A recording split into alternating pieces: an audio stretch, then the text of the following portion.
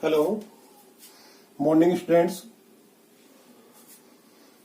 कार्बनिक रसायन की सीरीज में अपन बात कर रहे हैं पार्ट थर्ड वीडियो की।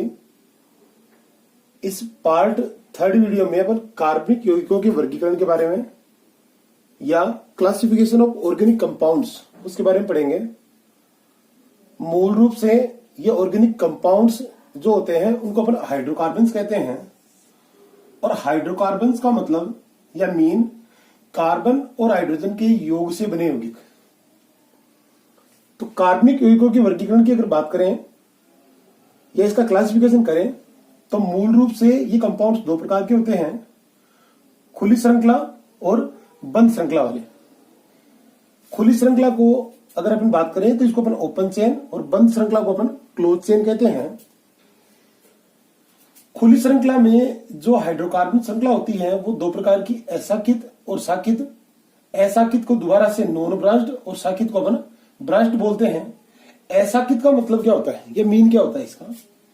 अशाखित का मतलब एक अपने पास प्रोपेन का चेन है इस प्रकार से, तो इसमें कहीं भी ब्रांच दिखाई नहीं दे रही है तो इसको अपन अशाखित हाइड्रोकार्बन श्रृंखला बोलेंगे। शाखित हाइड्रोकार्बन श्रृंखला क्या होती है? तो इस कार्बन श्रृंखला की बात करें अगर अपन, तो यहां पर एक कार्बन श्रृंखला है अपने पास, और इस कार्बन श्रृंखला में इस प्रकार से नीचे की तरफ यहां पर चेन बनी हुई हो या यहां पर कोई कार्बन लगे हुए हो तो इसको अपन शाखित श्रृंखला कहते हैं। तो खुली श्रृंखला मूल रूप से दो प्रकार की, अशाखित और शाखित प्रकार की। तो ये जो आपकी खुली श्रृंखला होती है इसको अपन एक नाम और लेते हैं, इसको अपन एलिफेटिक यौगिक भी कहते हैं। एलिफेटिक यौगिक। और एलिफेटिक कहने का जो मूल कारण है वो ये एलिफेटिक यौगिक इसलिए कहलाते हैं, खुली श्रृंखला के कुछ सदस्यों को प्रारंभ में जंतु वसा से प्राप्त किया गया था, और जंतु वसा को ग्रीक वर्ड में एलिफर कहते हैं। एलिफर। और एलिफर कहने के कारण से इसको अपन एलिफेटिक यौगिक भी कहते हैं। तो ये आपका खुली श्रृंखला होती है। बंद श्रृंखला क्या होती है? तो बंद श्रृंखला की बात करें, इसको थोड़ा सा अपन साफ कर दें।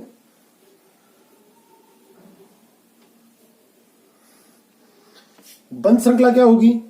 इसमें इस प्रकार की कार्बन श्रृंखला में कार्बन क्रम परस्पर आपस में जुड़े होते हैं। तो यहां पर अपने पास एक साइक्लोप्रोपेन का स्ट्रक्चर है, और साइक्लोप्रोपेन के स्ट्रक्चर में 3 कार्बन है, और इस प्रकार से कार्बन आपस में जुड़कर और एक गोला बन रहा है एक, और साइक्लिक स्ट्रक्चर बनने के कारण से इसको अपन बंद श्रृंखला कहते हैं।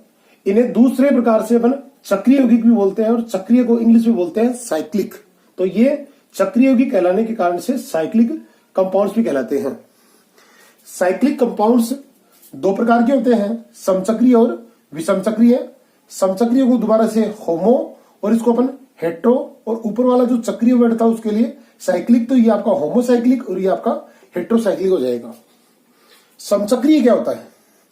समचक्रीय जो यौगिक है उसका मतलब ये होता है कि इस प्रकार की कोई भी कार्बन श्रृंखला हो सकती है जो साइक्लिक हो, लेकिन उसमें प्रत्येक कार्बन श्रृंखला, इस प्रत्येक श्रृंखला के मध्य में कोई अन्य परमाणु नहीं आएगा, केवल कार्बन परमाणु ही रहेगा।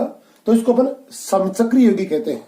जैसे ये अपने पास एक साइक्लोप्रोपेन का स्ट्रक्चर है, इसके अलावा एक ये साइक्लोब्यूटेन का स्ट्रक्चर है, साइक्लोब्यूटेन। तो इसमें प्रत्येक पूरी श्रृंखला की अगर बात करें तो यहां पर सभी जगह आपको कार्बन दिखाई देंगे। विषमचक्रीय यौगिक पे अभी अपन बात करते हैं। विषमचक्रीय यौगिक क्या होते हैं? तो इस प्रकार की कोई भी साइक्लिक स्ट्रक्चर जिसमें कार्बन के अलावा कोई अन्य परमाणु भी उपस्थित हो तो उसे अपन विषमचक्रीय यौगिक कहते हैं। जैसे अपन बात करें 2-3 कंपाउंड्स की, इसके लिए अगर बात करें अपन तो एक कंपाउंड अपने पास इस प्रकार से, इसको अपन पिरिडिन कहते हैं। तो यहां पर इस जगह पे एक नाइट्रोजन ऐड हो जाएगा, यहां एक डबल बॉन्ड का स्ट्रक्चर, ये खाली, ये डबल बॉन्ड का स्ट्रक्चर, और ये खाली, और ये डबल बॉन्ड का स्ट्रक्चर, इसको अपन पिरिडिन कहते हैं। इसके अलावा अगर बात करें अपन तो एक स्ट्रक्चर और है,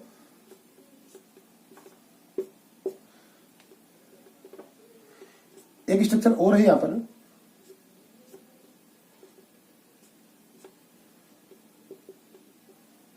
ये वाला स्ट्रक्चर।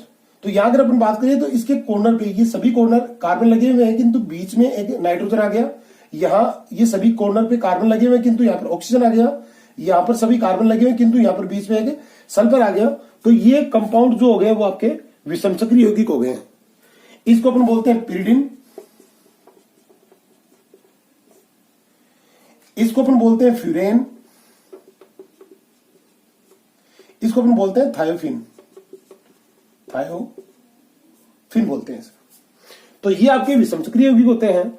समचक्रीय यौगिक पुनः दो प्रकार के होते हैं, एलिसाइक्लिक और एरोमेटिक। इस चेन में सभी के सभी जो श्रृंखलाएं आएगी उस पूरी श्रृंखलाओं के अंदर मूल रूप से कार्बन ही आएंगे, विषम परमाणु नहीं आएंगे इसमें। तो यहां पर एक अपने पास साइक्लोब्यूटेन, या अगर अपन बात करें तो अपने पास एक साइक्लोपेंटेन का स्ट्रक्चर है। ये साइक्लोपेंटेन, इस साइक्लोपेंटेन की बात करें तो इसके प्रत्येक कॉर्नर में कार्बन लगे हुए हैं। इसको अपन एलिसाइक्लिक यौगिक कहते हैं। एलिसाइक्लिक यौगिकों में मूल रूप से पहले साइक्लिक चेन आएगी। इस चेन के साथ कोई डबल बॉन्ड आ सकता है, ट्रिपल बॉन्ड का स्ट्रक्चर भी आ सकता है। इसकी प्रॉपर्टीज की बात करें तो एज लाइक इसकी प्रॉपर्टीज अभी जो अपन ने यहां पर ओपन चेन पढ़ी थी ठीक उसी प्रकार की होती है इसकी प्रॉपर्टीज। 2 नंबर एरोमेटिक यौगिक क्या होते हैं? एरोमेटिक यौगिक की अगर बात करें तो एरोमेटिक यौगिक अपन उन्हें कहते हैं जिनके अंदर विशेष प्रकार की सुगंध आती है, क्योंकि एरोमेटिक जो वर्ड है वो एरोमा से निकला है और एरोमा का मतलब होता है सुगंध। इसीलिए इस प्रकार के यौगिकों में एक विशेष प्रकार की गंध आती है। गंध आने के कारण से इनको अपन एरोमेटिक यौगिक कहते हैं। किसी यौगिक के एरोमेटिक होने के लिए मूल रूप से 3 शर्तें होती हैं। वह कंपाउंड समतलीय होना चाहिए, 4n+2π इलेक्ट्रॉन का पालन करने वाला होना चाहिए और साथ में इलेक्ट्रॉन्स का विस्थानीकरण होना चाहिए।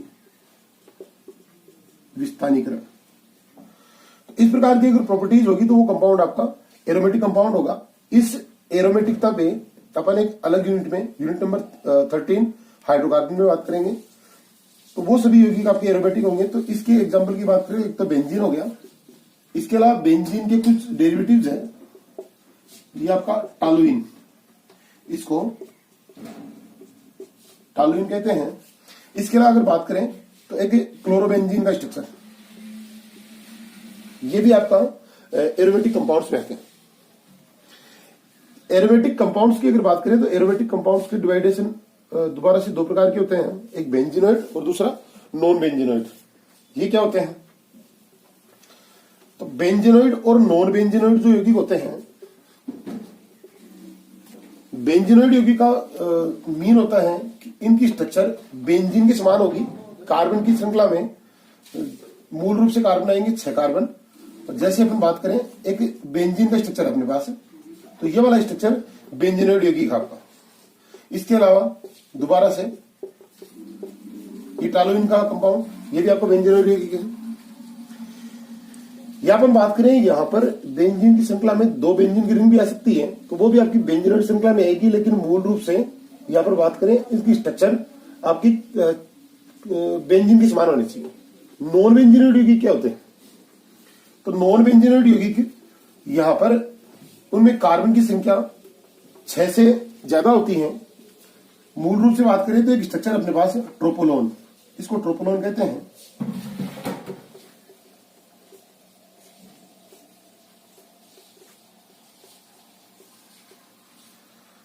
यहां से एक डबल बॉन्ड का स्ट्रक्चर, ये O 1 2